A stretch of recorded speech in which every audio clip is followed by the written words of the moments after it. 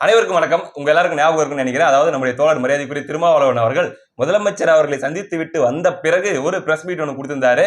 அதுக்கு முன்னாடி இருந்த ஒரு பர்ஃபார்மன்ஸ் அந்த நேரத்துல இல்லாம போச்சுங்க. ரொம்ப ஒரு மாதிரி அடிபணிஞ்சு போயிட்டாரு. அது மட்டும் இல்லாம கூப்பிட்டு வச்சு முதலமைச்சர் பயங்கரமா செக் வச்சு விட்டாரு. அதாவது நீங்க நடத்த போற அந்த மது ஒழிப்பு மாநாட்டுல எங்க ஆளுங்க 2 பேர் கலந்துக்கிறாங்க. இப்ப போய் நடத்துங்க பார்க்கலாம். முடிஞ்சா எங்களுடைய கவர்மெண்ட் அங்க நின்று எதிர்த்து பேசுங்க பார்க்கலாம் எங்க ஆளுங்களை வச்சுக்கிட்டு அப்படிங்கிற மாதிரி பயங்கரமா ஒரு லாக் பண்ணி விட்டாருங்க. போச்சு, போட்ட பிளான் எல்லாம் மொத்தமா போச்சு.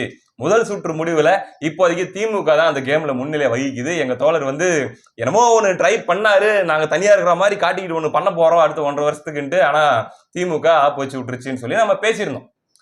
இப்போ அந்த பேச்சில இருந்து நம்ம பின்வாங்கக்கூடிய ஒரு சூழல் ஏற்பட்டுச்சோ அப்படின்ற மாதிரி நமக்கு தோணுதுங்க. டேய், நீ இதையாச்சும் சும்மா சொல்லணும்னு சொல்லிட்டு இருக்காத, விவரமா சொல்லு அப்படிங்கிறீங்களா? இல்லைங்க, நீங்க இப்ப என்ன டென்ஷன் கூட ஆகலாம் என் மேல. ஏப்பா முதல்ல வீடியோ போட்டு விசிகா வேற லெவல்ல இறங்கி அடிக்க ஆரம்பிச்சிட்டாங்க, சம்பவம் பண்ண ஆரம்பிச்சிட்டாங்க, திமுகவை பயங்கரமா செக் வச்சிட்டாங்க அப்படின்னு சொன்னது யாரு? நான் தான். சரி, அதுக்கப்புறம் பதிலுக்கு திமுக பயங்கரமா ஆப்பு வச்சு விட்டுருச்சு, உங்க தோழர் போய் சரண்டர் ஆயிட்டாருன்னு சொன்னது யாரு? அதுவும் நான் தான். இப்ப பதிலுக்கு எங்க தோழர் இப்ப அதுக்கு ஒரு பதிலடி கொடுத்திருக்காரு. திமுகவுடைய கேமுக்கு எங்க தோழர் ஒரு பதில் கேம் ஒண்ணு போட்டிருக்காரு அப்படின்னு சொல்ல போறது யாரு? அதுவும் நான் தான். வெக்கமா இல்ல அப்படிங்கிறீங்களா?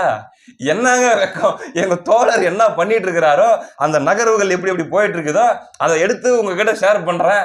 ஆமா, பர்ஃபார்மன்ஸ் பண்ண விடுங்க, பண்ண விடுங்க. எல்லாம் ஒரு காரணமா தான், நல்ல காரணமா தான். என்ன நடந்திருக்குது அப்படின்னு பாத்தீங்கன்னாங்க, ஐயா ஸ்டாலின் அவர்கள் இவருடைய மாநாட்டை வீக்கெண்ட் பண்றதுக்காக அவர் ஒரு வேலையை பண்ணி விட்டாரு. அது வீக் ஆயிடுச்சு. அதுக்கப்புறம் எல்லாரும் சீக்க ஆரம்பிச்சிட்டாங்க. ஒன்றிய அரசுன்னு சொல்லி இவங்க ஒரு பக்கம் போராட்டம் பண்ண மொத்தமா முடிச்சு விட்டாங்களா அப்படின்னு சொல்லி. ஆனா பதிலுக்கு எங்க தோழரு எப்படியாச்சு இவங்கள மாநாட்டுக்கு வர விடாம பண்ணணும், அந்த மாநாட்டை நம்ம தனித்தன்மையோட நடத்தணும், இப்படி நம்ம திமுக கிட்ட மொத்தமா இப்பயே சரண்டர் ஆயிட்டோம் அப்படின்ற மாதிரி தெரிஞ்சுன்னா எல்லா இடத்துலயும் நம்மளுக்கு கதவு பூட்டி சீல் வச்சுட்டு போயிடுவாங்க மற்ற கட்சிகள்லாம். ஆட்டோமேட்டிக்கா மறுபடியும் 6 சீட்னு போய் உட்காந்த மாதிரி இந்த தடவை நம்மளை உட்கார வைக்கிறதுக்கு தான் திமுக வேலை பார்க்குது. விட்டுறக்கூடாதுரா, முதலமைச்சர் நேரில் தான் போய் நம்மளால பெர்ஃபார்மன்ஸ் பண்ண முடியல, அமைதியா வந்துட்டோம், வேற என்ன பண்ணலாம், இருக்கிறது இன்னொரு 10 நாள் தான் அப்படின்னு யோசிச்சுட்டு இருக்கும்போது பக்காவான ஒரு சம்பவங்க. அதாவது விசிகாவுடைய துணை பொதுச் செயலாளர் ஆதவ் அர்ஜுன், நீங்க துணை பொதுச் செயலாளர் சொன்ன உடனே எங்க வன்னி குட்டின்னு நினைச்சிடக்கூடாது, அவருக்கு வேற ஒரு ட்ரீட்மெண்ட் ஒன்று எங்க தோழர் பண்ணிருக்காரு. நான் சொல்றேன், அதை அடுத்த வீடியோல சொல்றேன்.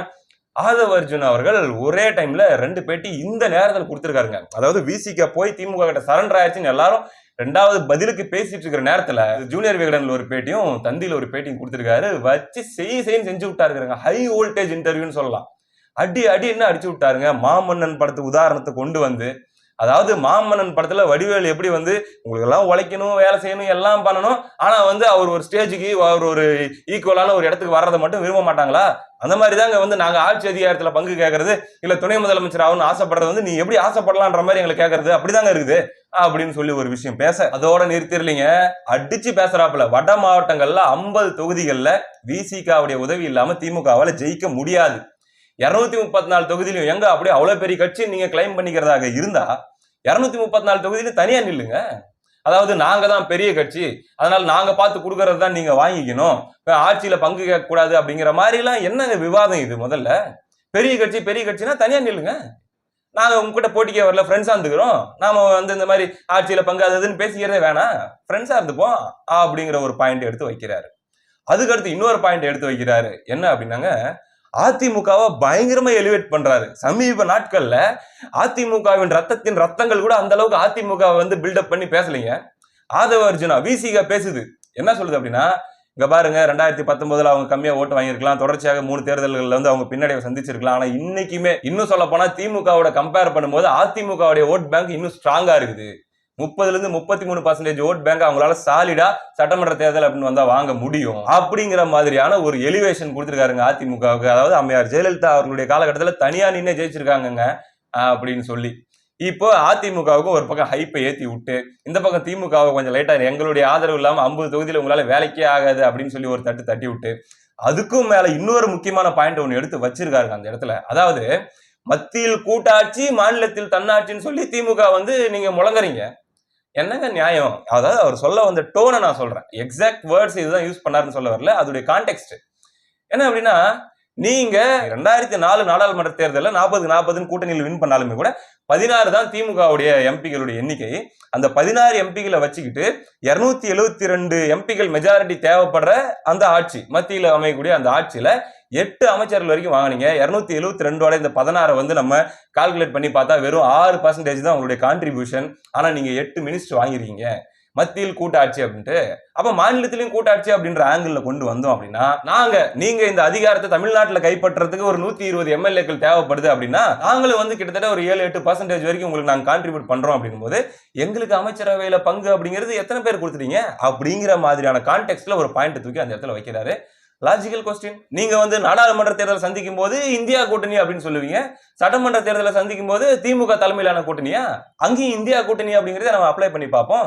அப்படின் போது இங்கேயும் வந்து நாங்க 6 எம்எல்ஏ உங்களுக்கு கான்ட்ரிபியூட் பண்றோம்னா எங்களுக்கும் ஒரு 3-4 மினிஸ்டர் கொடுத்தா என்ன அப்படிங்கிற மாதிரியான ஒரு விஷயத்தை தான் அவர் அந்த இடத்துல சுட்டி காட்டுறாரு. எதிர்பார்க்கவே இல்லை, நேத்து வரைக்கும் யாருமே எதிர்பார்க்கல. திடீர்னு பார்த்தா விசிகே சைட்ல இருந்து சரமாரியா விழுந்துட்டு இருக்குது.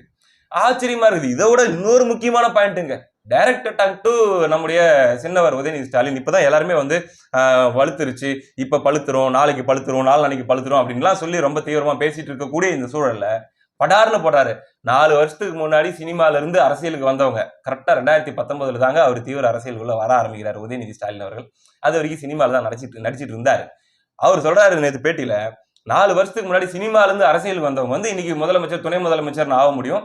40 வருஷமா எங்க தலைவர் வந்து அவர் வந்து துண்டு சீட்டு இல்லாம 2 மணி நேரம் கூட அவரால் பேச முடியுங்க. அதே போல வந்து அம்பேத்கரையும் பெரியாரையும் சொல்லி கொள்கை ரீதியா அப்படிப்பட்ட ஒரு ஆற்றல் மிக்க தலைவரா இருக்கக்கூடிய எங்க தலைவர், அவர் ஏன் துணை முதலமைச்சராக ஆகக்கூடாதா அப்படிங்கிற ஒரு கேள்வியும் கேட்டிருக்கிறார். என்ன அடி ரொம்ப வலுவா இருக்குது, பட்டன்னு பட்டாசா கிளப்புது வீசிக்க. என்ன சமாச்சாரம்? திமுக கூட்டணியில இருந்து அப்படியே உடச்சிக்கிட்டு வெளியே போகணும்னு முடிவு பண்ணிட்டாங்களா அப்படின்னா இல்ல, அங்கதான் இருக்குது ஒரு சூட்சமம். அதாவது உங்க மாநாட்டுக்கு நாங்களும் வரோம், முடிஞ்சா போய் மாநாட்டு நடத்தி எங்களை எதிர்த்து பேசுங்க அப்படிங்கிற மாதிரி ஒரு விஷயத்தை திமுக பண்ணாங்களா?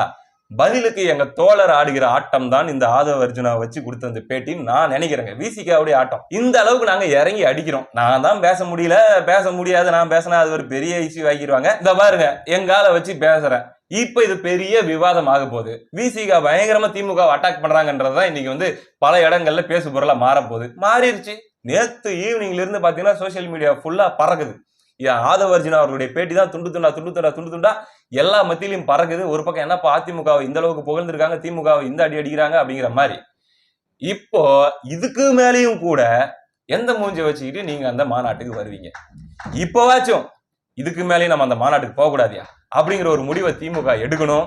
அந்த மாநாடு முழுக்க நம்ம கண்ட்ரோல்ல நடக்கணும். அங்க நமக்கு வர்ற மாதிரி நம்ம பேசணும். அங்க மாநில அரச, தமிழ்நாடு அரசையும் நம்ம வந்து இந்த மது ஒழிப்புக்கு எதிராக டாஸ்மாக் கடைகளை மூடுன்னு சொல்லி நம்ம குரல் கொடுக்கணும். நம்மளுடைய பவரை, நம்முடைய யூனிக்னஸை நம்ம பெருசா காட்டிடணும். அதுக்கான ஒரு விதையை தான் போட்டிருக்காங்களோ அப்படிங்கிற மாதிரி நமக்கு இந்த இடத்துல தோணுதுங்க. எப்பா அநியாயத்துக்கு நீ இப்ப விசிகாவை எலிவேட் பண்றியப்பா, அவ்வளோ பண்ணுவாங்களா அப்படின்னு நீங்க கேட்கலாம். ஏங்க முதல்ல ஒரு விஷயம் புரிஞ்சுக்கணும், நாம விசிக எப்பெல்லாம் இந்த மாதிரியான ஒரு ஸ்டாண்ட் எடுக்கிறாங்களோ அவங்களால முடியுதோ முடியலையோ, அதை முழுசா பண்றாங்களோ பண்ணலையோ, நம்ம அவங்கள வந்து உற்சாகப்படுத்த வேண்டியது, ஊக்கப்படுத்த வேண்டியது நம்முடைய கடமை.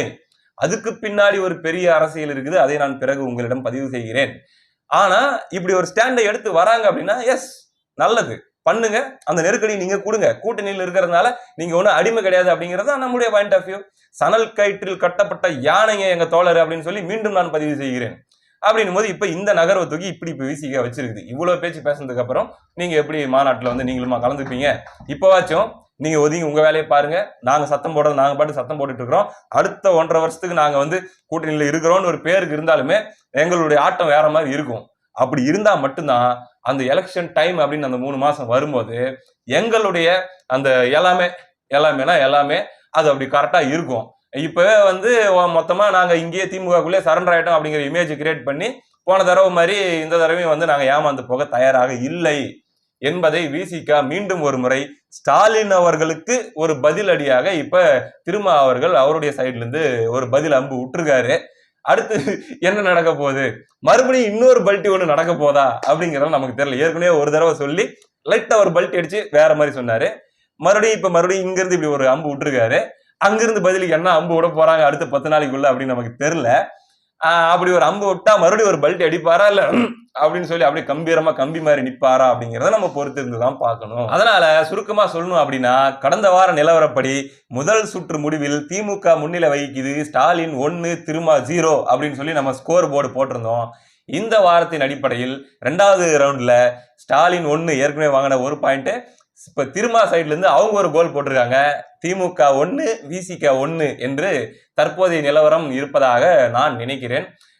இதை தாண்டி இன்னும் பல விஷயங்கள் நடந்துட்டு இருக்குது. இதை தாண்டி இன்னும் பல கால்குலேஷன்ஸ் போயிட்டு இருக்குது. அடுத்த வீடியோவில் அதை பத்தி நம்ம டீட்டெயில்டா பார்ப்போம். இவ்வளவும் நடக்குது அப்படின்னா இது எதை நோக்கி நகருது, என்ன மிஸ்டேக் அவங்க பண்ணக்கூடாது, என்னத்தை கரெக்டா பண்ணா மிகப்பெரிய ஒரு அழுத்தத்துக்குள்ள மிகப்பெரிய ஒரு பிரச்சனைக்குள்ள திமுக போய் மாட்ட போகுது, அதை நோக்கி தான் இப்போ போயிட்டு இருக்கிறதெல்லாம் பார்த்தா தெரியுது. அப்படிங்கிற எல்லாத்தையுமே விலாவரியா நம்ம அடுத்த வீடியோல பார்ப்போங்க. வாழ்த்துக்கள் தோழர், ரொம்ப சந்தோஷமா இருக்குது. எங்க நீங்க அப்படியே ஆஃப் ஆயிட்டீங்களோ அப்படின்னு நினைச்சேன். இல்ல, மறுபடியும் லைட்டா ஆன் பண்ணிருக்கிறீங்க அப்படிங்கிறத பார்க்கும்போது மிக்க மகிழ்ச்சி. இப்படிதான் இருக்கணும். இதுல கூடுதலா இன்னொரு விஷயத்தையும் நான் சொல்லணும்னு ஆசைப்படுறேங்க. அதாவது பாத்தீங்கன்னா, இப்ப சமீப நாட்களாக அபிஷியலா விசிக சைட்ல இருந்து பேசுறவங்க அதிருப்தியை வெளிப்படுத்துறாங்க, கோபமா பேசுறாங்க. இருந்தாலும் நாங்க அந்த கூட்டணியில் தாங்க இருக்கோம் அப்படின்ற தொட்டும் தொடாம போனாலுமே விசிக ஆதரவாளர்கள் சொல்லி சில பேர் எல்லாம் பேசுவாங்கல்ல, விசிக சப்போர்ட்டருங்க நான் சொல்லி. அப்படி பேசக்கூடியவங்க என்ன சொல்றாங்கன்னா, இந்த கூட்டணி சரியா வராதுங்க, திமுக கூட எல்லாம் சரியா இருந்துங்க, கூட்டணியில் இருந்தா சரியா வராது, கூட்டணியிலே இருந்தா கூட அந்த கூட்டணி விளங்காதுங்க, விசிக 26ல தனியா வர்றது உறுதி அப்படின்னு சொல்லி தோழருடைய நல்ல கான்டாக்ட்ல இருக்கக்கூடியவங்க, விசிகாவுடைய நல்ல தொடர்புல இருக்கக்கூடியவங்க, அவங்க ஒரு மாதிரி ஒரு நரேட்டிவை கொண்டு போறாங்க.